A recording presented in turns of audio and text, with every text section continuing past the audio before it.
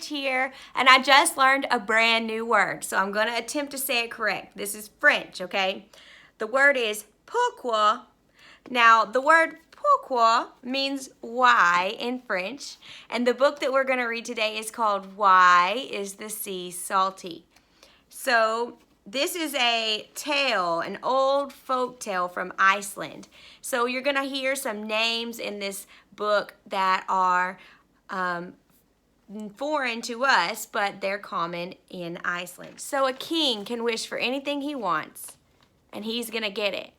What do you think that he's going to wish for? What should he wish for? Peace or happiness for his whole kingdom? We're going to find out what King Frodi wishes for in this book. Why is the sea salty? Why the Sea is Salty, a tale from Iceland, retold by Stephen Krinsky, illustrated by Giorgio Bakin.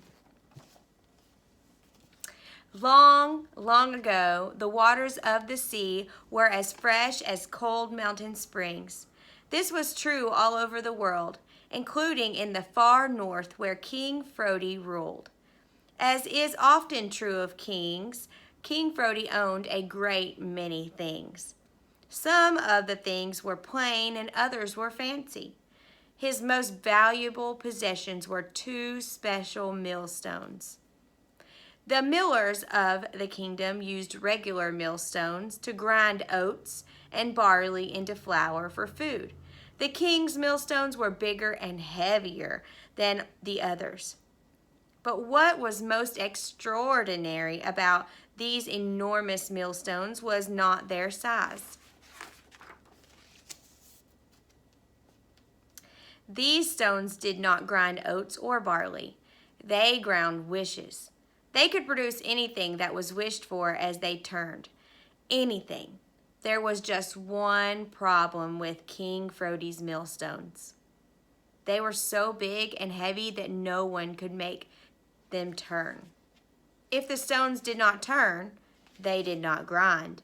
And if they did not grind, they were of no use. The king found this situation very frustrating. He was a king after all, and kings were supposed to have whatever they wanted. He told himself that he could give his people many wonderful things if only he could get the millstones to turn. But dreaming about this was not the same as making it happen. One day, 2 giant women came to King Frodi's court. Their legs were as sturdy as tree trunks, and their arms were knotted with muscles. Now, giantness may frighten some people, but not a king, and these 2 looked pleasant that King Frodi welcomed them warmly. "I am Brynja," said one. "I am Hildur," said the other. "We hear that you have millstones that no one can turn." The king sighed. "I do indeed." "We enjoy a challenge," Hildur said. "We would like to test our strength against them." The king agreed to let them try. What did he have to lose? "What would you have us grind?" Brynja asked. Now the king had been imagining such a moment for many, many years. He had told himself that he would ask for peace and happiness for all his people, but when he opened his mouth, out popped his real desire. "Coins," he said, "silver coins." After all, coins could buy many things for his people. He reasoned, what better way to make them happy? "As you wish," Brynja replied. The 2 women rolled up their sleeves, put their hands on the handle, and pushed. The stones did not budge. The giant women braced their legs and put their shoulder muscles into the effort. They grunted as they pushed. The stones groaned and began to move. "Grind, grind, grind," the women sang together, their giant arms bulging. The king could hardly believe his eyes. The millstones were turning. Soon the giant women were singing over and over again. Grind, grind, grind. Make tinkling coins by our hand. Bring riches to the land. Flashing silver coins began to pour out from between the millstones. King Frodi called his servants. See that every coin is taken to my chambers. He didn't think to save even one for Brynja and Hildur. The king knew what he wanted to ask for next. Grind me some gold, he told the women. Brynja and Hildur nodded as sweat dripped down their broad faces. Once again, they put their thick arms and strong backs to the job.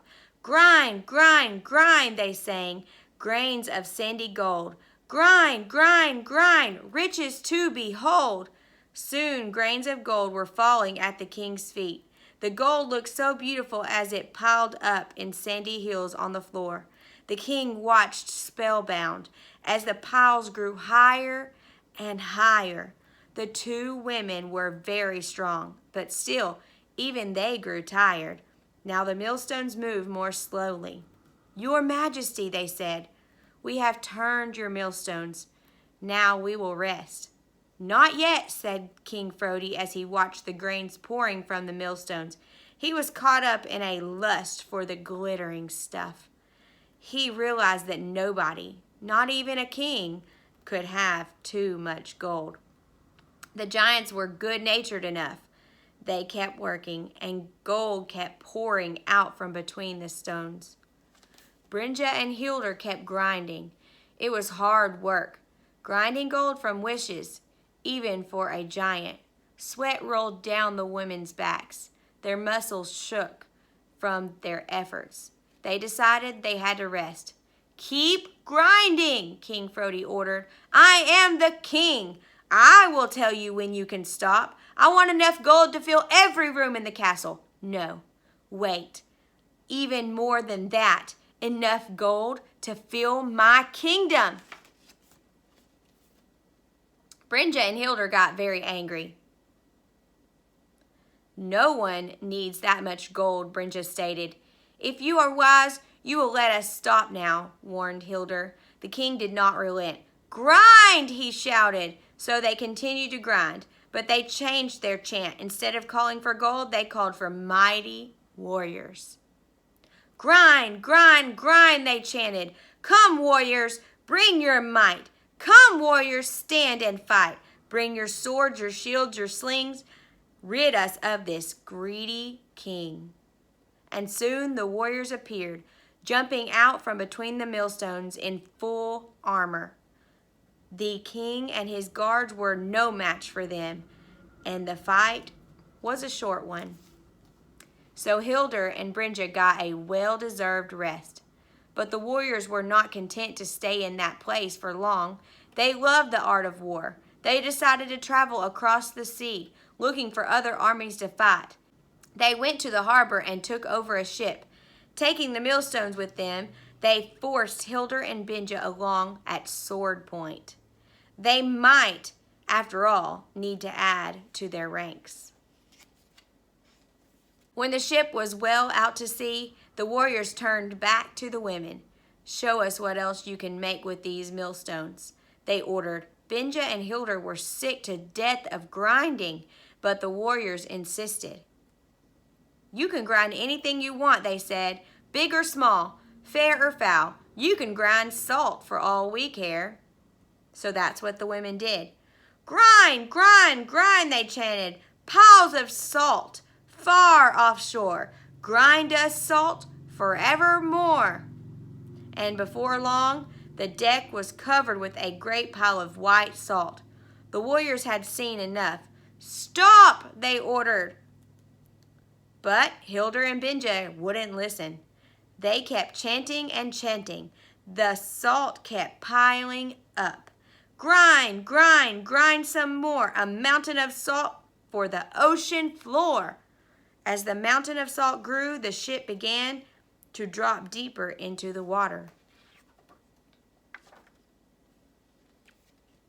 Finally, the weight of the salt was so great that the ship sank under the water. Brynja and Hildur used their strong arms to swim to shore.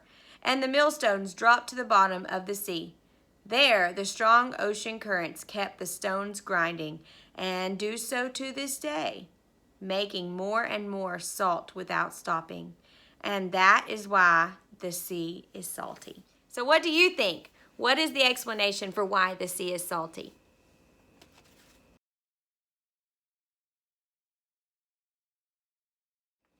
So the scientific answer to that is that when rain falls, it carries salt and other minerals found in rocks and soil into rivers and lakes, which in turn flows into the ocean, carrying that salt with them.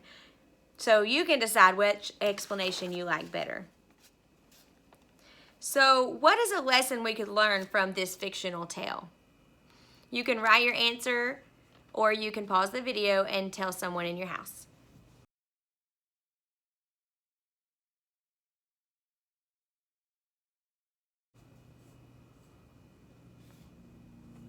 On page 11, the author used the word greedy to describe the king. What's another word we could use to describe the king?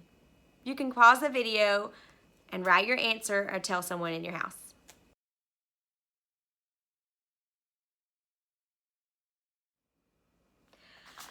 So I just saw on the news today that we are not going to have school, and I'm really sad that we're not going to get to go back to school this year. But I do want you to watch the videos that I post and stay reading and stay answering questions. Keep your brain growing. And I miss you so much, and maybe I'll see you at Walmart. Bye.